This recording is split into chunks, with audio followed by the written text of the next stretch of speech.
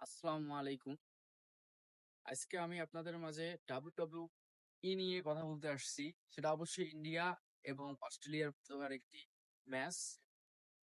তো কয়েকদিন যাবৎ একটি ম্যাচ চলতেছে। আমরা এখানে বিভিন্ন সমস্যা দেখতে পাচ্ছি।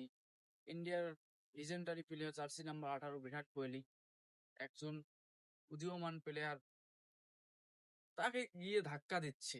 এটা আসলেই ক্রিকেটের জন্য অনেক লজ্জাজনক। লিজেন্ড প্লেয়ারদের জন্য অনেক লজ্জাজনক। ইন্ডিয়ার লিজেন্ড যে প্লেয়ার গুলো আছে, যাদের অনেক মেধা, তাদের ক্রিকেট ক্যারিয়ার অনেক বড়, তারা গিয়ে বলে লাগতেছে কি একটা অবস্থা। আগে আমরা যেটা দেখতে পারতাম যে ইন্ডিয়া এবং পাকিস্তানের মধ্যকার যে ম্যাচগুলো চলছিল, সেখানে তারা একে অপরকে স্লেজিং করতো, গালিগালাজও করতো। এখন সেটা আমরা দেখতে পাচ্ছি যে অস্ট্রেলিয়া এবং ইন্ডিয়ার মধ্যে এটা চলতেছে। এখন দেখা যায় যে ইন্ডিয়া এবং পাকিস্তানের যখন ম্যাচ হয়, বাবর আজম এবং বিরাট কোহলি কাঁধে কাঁধ রেখেই কথা বলে। কিন্তু আর অস্ট্রেলিয়া আর ইন্ডিয়া যখন ম্যাচ হয়, তখন দেখা যায় যে একে অপরকে পারলে মারামারি ধরতেছে, এরকম একটা অবস্থা।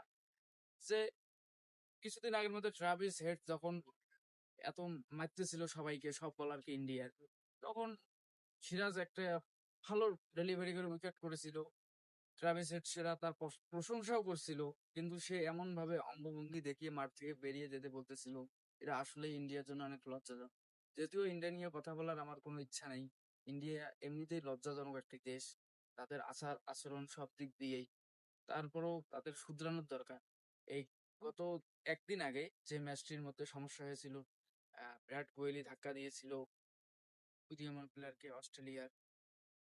তো ওইখান থেকে অনেকবার আইসিসি বিশেষজ্ঞরা দেখছে, বারবার রিভিউ করে দেখছে যে এটা কি ইন্টেনশনালি করছে নাকি এমনিতেই খেলার মধ্যেই হয়েছে। বারবার দেখার পর দেখছে যে এটা আসলে বিরাট কোহলি ইন্টেনশনালি করছে, যার কারণে তাকে 20% জরিমানা করা হয়েছে। তো এখান থেকে আসলে ইন্ডিয়াকে, যেমন তারা নিজেরা ক্রিকেটকে নিজের বংশীয় আধিপত্যর মনে করতেছে, তাদেরকে এখান থেকে বেরিয়ে আসা উচিত। কারণ যারা ভালো খেলে তারা সামনেই থাকবে। তো এখানে এইভাবে ক্রিকেট খেলার ইন্ডিয়ার বোঝা উচিত যে ক্রিকেটকে ইংল্যান্ড আবিষ্কার করলো, ক্রিকেটে এখন রাজত্ব করতেছে অস্ট্রেলিয়া। তো সেখান থেকে তারা যেহেতু তারাও ভালো খেলে, তাদেরকে একটু ধৈর্য ধরার দরকার। তারাও সামনে ভালো খেলবে, তাদের সাথে পেরে উঠবে।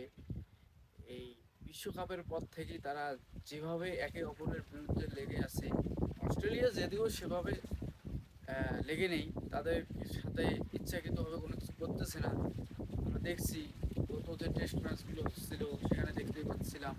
কিন্তু ইন্ডিয়া যেভাবে লেগে আছে, তারা চাচ্ছে তাদের সাথে লাগতে স্লেজিং খেলা, স্লেজিং হয়, এটা স্বাভাবিক বিষয়। এইভাবে লাগার তো কিছু নেই। ক্রিকেটের ভাবমূর্তি নষ্ট করার তো কিছু নেই।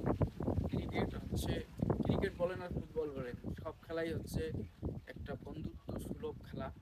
এখানে বন্ধুত্ব বজায় রাখি খেলা উচিত। স্লেজিং হবে এটা স্বাভাবিক বিষয়, কিন্তু এভাবে একে অপরের দিকে আহ, মানে সংঘর্ষের জন্য এগিয়ে যাওয়া, এগুলো আসলে ভালো দেখায় না ক্রিকেটের জন্য। তো এতটুকুই।